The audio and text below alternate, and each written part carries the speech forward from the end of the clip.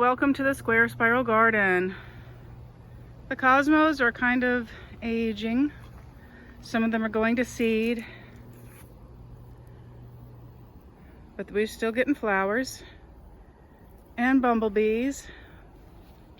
Now I've been using some of the wild grapevine leaves here as bedding for my bird's cage, my pet bird. I have a little lovebird. The leaves are definitely end of season. You can see that they're aged. I'm not eating them anymore. We have not gotten rain for a little while. It's supposed to rain this week, as you might notice from the clouds. We'll see. They tell us that, and then it rains other places around us. Mist flowers still doing lovely. This guy here that I have always said I was going to move is beginning to bloom, and it doesn't look good. This is a kind of aster. It's a Maximilian sunflower, and they are close enough related to the there's the other Maximilian sunflower right there. They're close enough related to the flowers, what are they called, that have gotten the leafhopper disease. Gosh, great big bees. All right, I'm gonna move this way. Goldenrod, still doing well. Well, you know what? There's another bee. I'm not sure if I can move in the garden right now. Yellow aster, aster yellow. So because sunflowers are part of the aster family, they might have been given the same disease that killed my coneflowers. Coneflowers. Coneflowers. That's what I was trying to think of. Hello, little bee. Obviously it did not affected my rosemary. Doing very nicely. Oregano. Doing very nicely.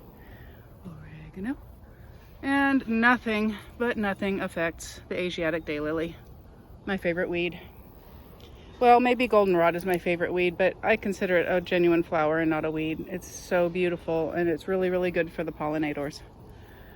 So, pretty sure that the Maximilian sunflowers have suffered the same disease because the flowers don't look right, and that's what it does. And I'm heartbroken.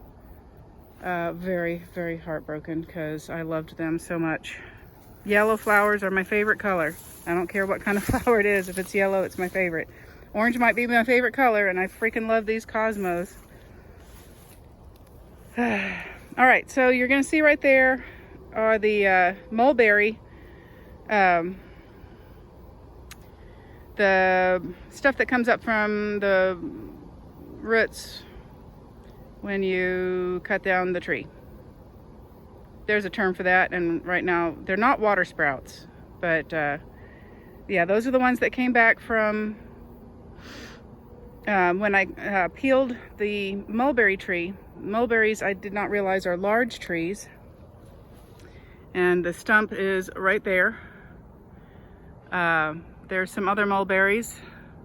I did not know how big they were going to get, and it completely and utterly dominated that space, and that's not what I needed. I thought it was going to be a shrub. You know, look at the apple. That's the apple right there. That's a tree. I thought that that's about what the mulberries would be like. This is my larger apple tree. It's just better grown. Here's my dock, my curly dock. It's doing so well, I'm probably gonna have to divide it now that I look at it. Right now the leaves are summery, very bitter, or very sour actually. It's a very sour herb, but very tasty. I love sour. I have eaten some of the younger leaves in some of my salads recently, so that's been very nice. Hello, bee. Golly, these carpenter bees are all over the cosmos. It's really lovely. Yeah, I watered the garden a while ago and never put away the thing. Yeah. I did not take care of this tomato plant, and it finally gave up the ghost. I have not been eating tomatoes because I'm doing a diet that says tomatoes may not be very good for me. I'll eat them occasionally, like if my husband makes pizza, that's what I'm getting exposed to. So it has been very dry again. I am still pulling these guys up everywhere. Even this little avocado didn't make it. Now I understand, by the way, that's another compost pit right there that I put in yesterday. And yes, I did put urine over the top of it, so it has not been disturbed, even though it has some things in it that I know the critters love to dig up. So I understand there is now, like there's a hardy fig, there is now a hardy avocado. And I am considering getting that because my husband freaking loves avocados. There is a volunteer tomato here that has produced for us. And I've taken those in for my husband to use. So here's my biggest concern on the yellow aster is, did this guy get affected? These guys, this is my Jerusalem artichokes. Yeah, see, not looking great. I'm thinking that they're a loss as well. And I want to go towards perennial vegetables, perennial foods that don't have to get sown every year. This is another aster. It's in the sunflower family. I can't tell from the leaves if it has the disease. Although, you know, dying does kind of tell you might have the disease. But it was in such close proximity that I'm concerned. I hate it. I wanted them to do well. All right, so let's go look at the work that I did today. Get around this little bumblebee. So I cleared out this area a little bit. Well, not all of it, of the mugwort. This is going to be just flowers because it's in close proximity to the driveway. This is the parking area here. So this is contaminated soil too close to this area to grow anything that's edible. So I have transplanted the cannas here. Most of them are doing pretty well. They are from freaking hardy plants. I did not know how drought tolerant and how survivory they are. Cosmos, golly, they're so gorgeous. So this is the stump of the mulberry. Those are the sprouts around that came up from the roots. I tore them out. They're the ones that are in the middle of the garden now. Oop, missed that guy. And I've been doing chop and drop with the mugwort. The soil needs to be covered, you know.